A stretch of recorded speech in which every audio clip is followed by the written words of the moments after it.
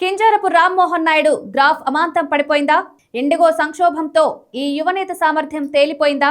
మాటల గారడికి చెక్ పడిందా? ఢిల్లీ వర్గాల్లో సైతం రామ్మోహన్ నాయుడు పరువు పోయిందా అంటే అవుననే సమాధానం వినిపిస్తోంది.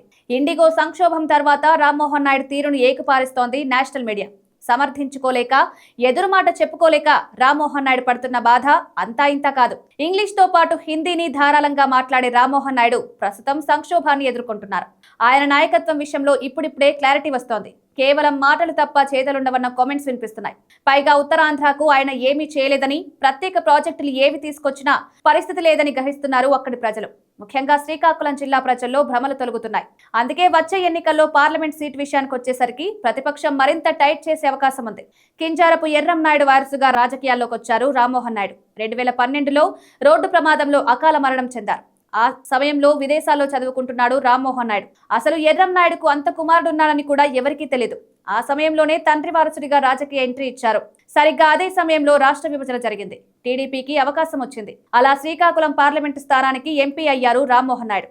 మంచి వాగ్ధాటి ఉండడం, యువకుడు కావడం, క్లీన్ ఇమేజ్ ఉండడంతో రామ్మోహన్ నాయుడు దూసుకుపోయారు. వరుసగా 3 సార్లు ఎంపీ అయ్యారు. 24 ఎన్నికల్లో కేంద్రంలో టీడీపీ కీలక భాగస్వామి కావడంతో టీడీపీ పార్టీకి కీలక పోర్ట్ఫోలియో దక్కింది.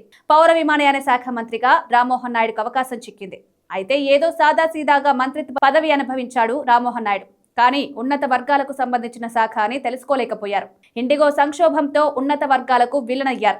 జాతీయ స్థాయిలో నేషనల్ మీడియాతో పాటు సోషల్ మీడియా రామ్మోహన్ నాయుడు తీరును ఏకిపారిస్తోంది. ఇన్నాళ్ళు జాతీయ స్థాయిలో తమ నాయకుడికి మంచి ఇమేజ్ ఉందని భావించారు శ్రీకాకుళం జిల్లా ప్రజలు. వాస్తవానికి రాజకీయాలకు అతీతంగా రామ్మోహన్ నాయుడును ఆదరించారు ఆ జిల్లా వాసులు. కానీ ఇండిగో సంక్షోభంతో రామ్మోహన్ నాయుడు గ్రాఫ్ అమాంతం పడిపోయింది.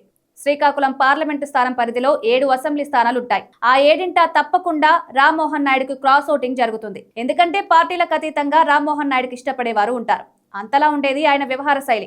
ఆపై జాతీయ స్థాయిలో ఆయన గ్రాఫ్ చూసి ఆర్మీలో పనిచేసేవారు సైతం స్వచ్ఛందంగా ఓటు వేశారు. శ్రీకాకుళం పార్లమెంటు స్థానం పరిధిలో త్రివిధ దళాలకు సంబంధించిన వారి ఓట్లు ఎక్కువగా రామ్మోహన్ నాయుడుకు పోలవుతుంటాయి.